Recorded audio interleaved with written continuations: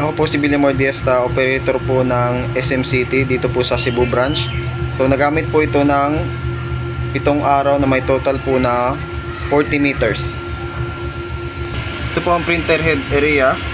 Ang huling palit po nito ay nung March po.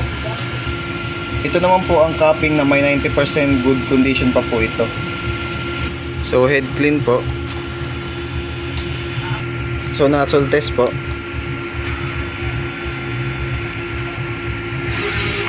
Kompleto naman po yung kulay. At punasan po yung wiper pagkatapos po mag-head clean.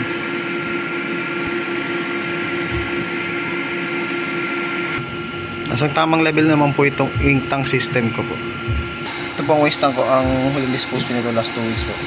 Ito po ang aking ABR. Ito po ang aking mga stocks. Dito po yung mga unused inks po. Ito po ang aking mga in-use inks at powder po.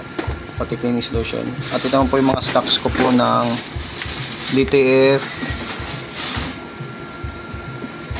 At ito naman po yung stocks ko po ng DTF film po. Ito po yung consumable ko po sa white ink. Ito po yung sa powder. At ito naman po yung sa film po. Ito po ang aking daily output.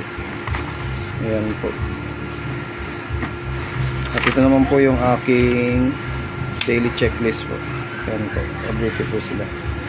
Maraming salamat.